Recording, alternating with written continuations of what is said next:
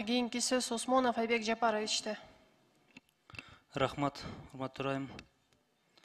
Мен суроом акыйкатчы айым сизге да. Дүйнөдө 20-дан ашык өлкөдө биздин миңдеген жарандарыбыз түрмөдө отурат да. Эң көп өзүңүз билесиз, Россия Федерациясы менен Кытайда бизде түрмөдө отургандар. Кытайда 50 граммдан ашык мыйзамсыз ташылган заттарды менен өлүм жазасына тартылат. Кытайда бизде миңге чейин жарандарыбыз ушундай түрмөдө отурат. Алардын укуктары кандай болуп жатат? Сизге кайрылыштыбы? Жана ошондой эле Россия боюнча. Презентацияда да айтылып кетти. Чет мамлекеттердин пенитенциардык мекемелеринде азыркы учурда Кытай боюнча жок экен да, ошон үчүн айттым. 1600дөн ашык жараныбыз камакта. Алардын негизги саны Орус Федерациясында 1400дөн ашыгы, Казакстан Республикасында 100дөн ашык. Биз өзүңөр билесиңер, биздин жарандарыбыз соттолгондон кийин, өкүм чыккандан кийин экстрадициясы гана мүмкүнчүлүк бар. Экстрадициясына башкы прокуратура менен биргиликте, жогорку сот менен биргиликте жардам беребиз. Өкүм чыгып соттолгон адамдар боюнча. Урматтуу депутат, урматтуу Айбек Жапарович, мен сизге айтып коеюн, маалымат үчүн акыйкатчынын функционалдык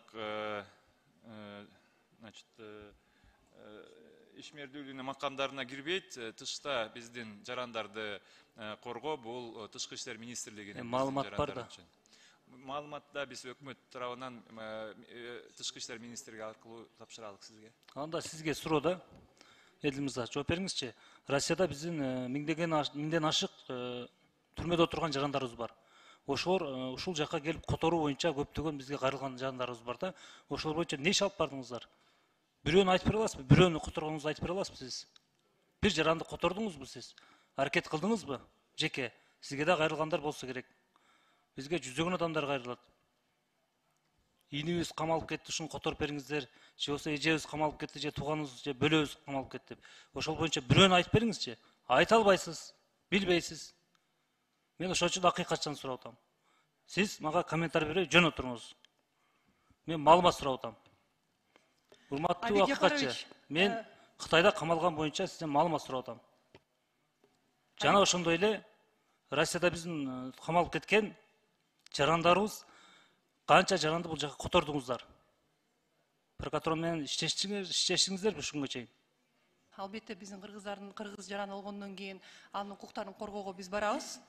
Иш аракеттерибиз боюнча, конкреттүү иш аракеттерибиз боюнча айтып кеттим. Ошол эле эмгек укуктары, камакта мыйзамсыз көп убакытта жаткандыгы боюнча мына жакында эле бизге Украинада бир камакта жаткан балабыз бар экен, тергөө иштери создуруп койгонунан туугандар келип жолуккан, жакында эле элчи менен жолугушуп, аны да бердик. Украинанын айкатчысына да кат жолдогонбуз. Рахмат. Баш прокуратуранын өкүлдөрү, сиздер ушу Россиядан биз жакка которулган боюнча маалымат берип кетиңизчи. Канча адамды котордуңуздар, канча арыз түштү, канчасын аткардыңыздар? Маалыматыңар барбы?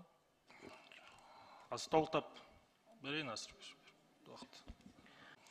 Акыйкатчы айым, сиз өзүңүз эле жооп берип коюңузчу. Булар маалымат жок келип алышыптыр. Канча сиз суроо жөнөттүңүз? Бул жака которуу боюнча булар канчасын аткарды? 2020 көп учурларда билесиңер, бардык бизге кайрылган учурда биз экстрадициясына көмөктөшөбүз да. Бизге маалым болгондочу 2021 жылы 6 арыз болгон экстрадиция боюнча. Бул бүт мамлекеттердеги бизде абакта жаткан жарандарыбыз боюнча 6 арыз менен иштешкенбиз. 10 секунд. Мен баш прокуратуранын өкүлдөрүнө кайрылып кетем да. Биринчиден жыйынга келгенде даярданып келсеңиздер. Экинчиден мындай ушул иштерди кайрылган боюнча так иштесеңиздер. Ал жакта биздин жарандарыбыз түрмөдө отурат. Ошол эле сиздин тууганыңыз жана биздин туугандар. Рахмат.